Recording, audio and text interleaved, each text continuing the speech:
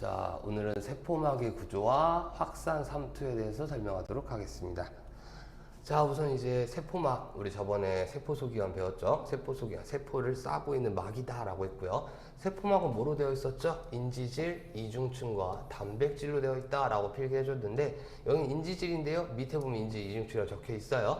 인지질 잠깐만 체크하고 갈게요. 인지질은 동그란 머리에 꼬리 두 개로 그리는데, 이 동그란 머리 부분은 인산, 동그란 머리 부분 이름은 인산인데 친수성입니다. 물과 친하고요. 밑에 있는 꼬리 두 개는 지방산이라 부르는데 소수성, 물과 친하지 않아요. 다시 정리할까요? 머리에 꼬리 두 개, 인지질이네요. 이 머리는 인산이라 불러요. 인산은 물과 친해요. 친수성이라 부르고요. 밑에 있는 꼬리 두 개는 지방산이에요. 지방산은 물과 친하지 않아요. 소수성이라고 부릅니다. 됐죠? 자, 요게 이제 인지질인 거 알았으니까 지워놓고, 자, 세포막 잠깐만 그려볼까요? 제가 할게요. 세포막은요, 인지질 이중층, 그게 뭔데요? 머리에 꼬리 두 개, 인지질들이 쭉 일렬로 나열이 되어 있어요. 근데 한 줄이 더 있는 거죠. 인지질이 총 몇 줄이에요? 두 줄이에요. 인지질 이렇게 두 줄로 배치된 걸 우리가 인지질 몇 중층? 이중층이고요. 이 두 줄이 막 한 겹이 되겠습니다. 그리고 이렇게 인지질들이 쭉 나열이 되다가 중간에 단백질이 딱, 세포막을 구성하는 단백질을 막 단백질이라고 불러요. 이런 식으로 동그랗게 쭉 되어 있는 게 세포막이다 라고 보시면 되고요. 자, 세포막 기능이 뭐였어요? 물질의 출입을 담당했어요. 근데요, 세포 바깥쪽에 필요한 물질을 안으로 넣어주고 필요 없는 건 넣지 말아야겠죠. 이런 걸 선별할 수 있다라 해서 세포막은 선택적 투과성이다 라고 설명을 해요. 필요한 걸 선택해서 넣을 수 있다 라고 설명을 하고요. 그 다음에 여기 지금 세포막을 구성하는 인지질하고 막단백질 보이시죠? 얘네들 움직일 수 있대요. 그래가지고 세포막을 구성하는 인지질과 단백질은 움직일 수 있다. 얘네들은 이동이 가능하다. 움직일 수 있고요. 그 다음에 세포막 보시면 알겠지만 군데군데 이렇게 막단백질이 껴있죠. 이게 약간 모자이크 같거든. 그래가지고 움직일 수 있는 모자이크다 라 해가지고 유동성 모자이크막이다 라고 설명도 해요. 세포막의 기능은 뭐예요? 물질의 출입이에요. 선택적으로 투과한대요. 세포막을 같은 말로 뭐라 불러요? 유동성 모자이크막이라 불러요. 그 다음에 제일 중요한 거 하나 체크하고 할게요. 인지질은 왜 두 줄이 있어야 될까? 이중층일까? 그리고 지금 설명을 안 했는데, 인지질 두 줄인 건 두 줄인데 머리들이 다 바깥쪽을 향하고 꼬리들이 다 안쪽으로 숨는 구조인데, 이유는 뻔합니다. 우리 몸의 주성분이 뭐다? 물이다. 세포 안이든 밖이든 물로 채워져 있기 때문에 물과 친한 머리들은 바깥쪽을 향하고 물과 친하지 않은 소수성들은 안쪽으로 숨어버리는 구조. 그래서 인지질이 이중층이다 라고 설명을 하는 거예요. 자, 그 다음에 이제 확산 들어가 볼게요. 확산 일단은 뭐 간단하게 체크할 만한 거 체크해 볼게요. 확산은 뭐 세포막 경계로 물질이 블라블라블라 나와 있는데, 일단 제일 중요한 거는 농도가 높은 쪽 고농도에서 농도가 낮은 쪽 저농도 쪽으로 누가 이동한대? 물질이 이동한대. 이거 진짜 중요해요. 물질이 이동하고요. 에너지를 쓴다 안 쓴대? 쓰지 않아요. 정리할게요. 확산 뭐예요? 농도가 높은 고농도에서 낮은 저농도 쪽으로 물질이 이동하는데 이동 시 에너지를 쓰지 않는 것을 얘기합니다. 자, 옆에 그림으로 설명하도록 하겠습니다. 인지질이죠. 인지질이 쭉 나열이 돼요. 인지질이 쭉 나열이 돼요. 인지질 몇 중층? 이중층. 왜 이중층이야? 우리 몸의 주성분이 물이기 때문이야. 계속 얘기하는 이유가 뭐야? 외우라고. 인지 이중층 중간에 막단백질 딱, 또 인지질 쭉 가겠죠. 뭐 쭉쭉쭉 봅시다. 네모란 물질이 있어요. 위에는 5개가 있고요. 아래에는 2개가 있네요. 위에는 개수가 많으니까 고농도, 아래는 저농도. 고에서 저로 물질이 이동해요. 슝. 확산이죠. 고에서 저로 물질이 이동하는 현상 확산입니다. 근데 어딜 통과했나요? 인지질 이중층을 통과했어요. 인지질 이중층을 통과한 확산을 우리는 단순 확산이다 라고 설명을 하고요. 단순 확산은 누가 해? 아무래도 인지질 이중층이 좀 빼곡해. 통과하려면 크기가 작아야겠죠. 크기가 작고 그 다음에 중앙에 지방산들이 있는 소수성 부분 있죠. 여기 소수성이거든요. 여기를 통과하려면 얘도 물에 안 녹는 소수성 물질이어야겠죠. 이거를 학교에 따라서 무극성이다 라고 표현할 수도 있어요. 크기가 작고 무극성인 물질 뭐가 있을까요? 예를 들어서 CO2, O2 등이 있습니다. 외우셔야 되고요. 하나 더 할게요. 삼각형 물질이 있대요. 위에는 5개, 아래는 2개. 느낌 오죠? 위에는 개수가 많으니까 고농도, 아래는 적으니까 저농도. 고에서 저로 물질 이동하는 확산인데 이번에 뭐 통과했어요? 인지질 이중층이 아니라 막 단백질을 통과했네요. 인지질 이중층을 통과하는 확산을 단순 확산, 막 단백질을 통과하는 확산을 촉진 확산이라고 불러요. 확산이 두 종류가 있는 거죠. 촉진 확산은 누가 할까? 단순 확산의 반대예요. 단순 확산을 못하니까 촉진 확산을 하겠죠. 크기가 커요. 그리고 물에 녹아요. 소수성이 아니야. 기름층을 통과할 수 없어. 친수성 물질들이 되겠죠.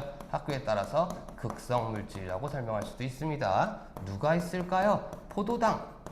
극성이죠. 크기도 커요. 아미노산. 마찬가지입니다. 덩치도 크고 물에 잘 녹는 애들인데 다음이 중요합니다. Na 플러스 K 플러스 이런 이온들은 단순 확산에 촉진 확산합니다. 아시는 분은 알겠지만 Na 플러스랑 K 플러스는요 크기가 크지 않아요. 작거든요. 얘네 크기 작아. 그럼 단순 확산할 수 있잖아. 왜 촉진 확산하지? 근데 물에 녹아. 극성이야. 그래서 단순 확산을 할 수가 없어. 이거 중요하니까 꼭 기억하셔야 되고요. 촉진 확산, 단순 확산 그래프 있는데 옆에 볼게요. 여기 지금 내가 동그라미 친 거 보이시죠? 세포 안과 밖의 농도 차 그리고 물질의 이동 속도 그래프에서 하나는 완만하게 늘어나다가 일정해지고 하나는 천천히 계속 증가하는데 그래프 구분하셔야 돼요. 계속 증가하는 거 무슨 확산? 단순 확산. 초반에 확 늘다가 더 이상 늘지 못하는 거 무슨 확산? 촉진 확산입니다. 제가 촉진 확산 아까 완만하게라 했나요? 말을 좀 잘못한 것 같네요. 죄송합니다. 초반에 급격하게 늘어나다가 더 이상 늘지 않는 거 촉진 확산으로 정정하도록 하겠습니다. 자, 다음 3투로 넘어가도록 하겠습니다. 자, 3투 현상입니다. 3투는 또 뭘까요? 어디 있을까? 오케이. 뭐 농도가 낮은 쪽에서 농도가 높은 쪽으로 이번엔 뭐가? 물이 이동하는 현상. 이거 구분 잘해야 돼요. 아까 확산 뭐였죠? 고농도에서 저농도로 뭐가? 물질이 이동하는 현상이었고요. 3투는 뭐예요? 낮은 쪽에서 높은 쪽으로 뭐가? 물이 이동하는 현상이다 라는 거고요. 3투도 에너지를 사용하지 않는다. 확산과 3투의 공통점 뭐다? 둘 다 에너지를 소비하지 않는다 라는 건데, 자 지금 보시면요 반투과성막이에요. 반투과성막은 물만 이동할 수 있다고 보는 거예요. 양쪽에 용액이 있는데 보다시피 농도가 높고 낮겠죠. 그러면 우리는 예측할 수 있어요. 낮은 쪽에서 높은 쪽으로 물이 이동할 거야. 그러면 물이 이동하니까 여긴 수면이 올라가고 여긴 수면이 내려가는, 즉 수면의 높이 차이가 발생한다는 거죠. 이런 수면의 높이 차이로 농도를 비교할 수 있게 될 수도 있고요. 중요한 거 설명 들어갑니다. 보다시피 물이 왼쪽에서 오른쪽으로 이동을 했어요. 그렇죠. 그럼 반대로 가는 물 없어? 있어요. 3투의 핵심은요, 무조건 양방향으로 물이 이동한다는 거. 무조건 어디든 물이 이동한다는 거예요. 물은 양방향 이동 필수로 있는데 높이 차이가 달라졌죠. 오른쪽이 높아졌죠. 그러니까 오른쪽으로 가는 물량이 더 많다라고 설명을 하는 거예요. 한번 연습해 볼게요. 봅시다. 좀 구분될 만한 색깔이 파란색 한번 해볼까요? 자, 동물세포예요. 동물세포를 등장에 고장에 넣는데 저장의 저자가 낮을 저 세포보다 농도가 낮은 용액에 넣은 거예요. 자 보시면은 세포가 있죠. 밖에 농도가 낮아요. 3투는 어디서 어디로? 저에서 고로 가는 거예요. 저에서 고로 물이 들어가. 근데 나가는 물이 있다 없다? 있다. 근데 누가 더 많다? 들어오는 물이 더 많다 라고 하는 거고요.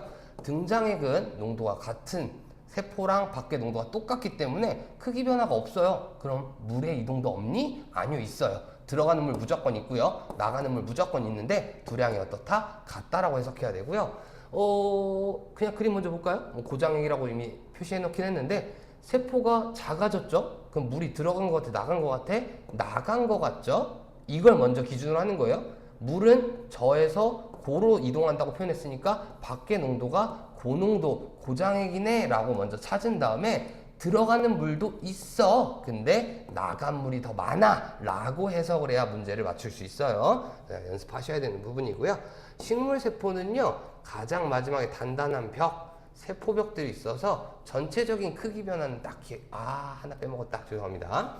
동물세포에서 특징이 하나 있는데, 저장액, 낮은 온도의 물에 넣으면 물이 들어오겠죠. 그래서 빵빵해지게 계속 커져요. 커지다가 터집니다. 터지는 현상을 용혈이라 부른다라는 거 아셔야 될 것 같고요. 다시 식물세포로 올게요. 식물세포는 벽 때문에 전체적인 크기 변화가 딱히 없지만 안에 액포의 크기를 보고 판단할 수 있고, 그 다음에 자세히 보시면 알겠지만 여기 지금 고장액이거든요. 밖의 농도가 진한 거죠. 고장액에 넣었을 때 보시면 세포막과 세포벽이 지금 분리되어 있죠. 이 말은 세포막이 쪼그라들었다는 거니까 세포가 작아지려 한다. 즉 물이 나갔다. 이렇게 해석하는 게 맞습니다. 자, 식물세포 용어 설명할게요. 식물세포를 저장액 낮은 용도에 넣으면요, 물이 들어온 양이 많아요. 다시 얘기하는데 나가는 것도 있어요. 들어오는 게 많은 거예요. 그래서 세포의 크기는 커질 수가 없지만 계속 빵빵해질 거야. 이런 거를 팽윤 상태다라고 부르고요.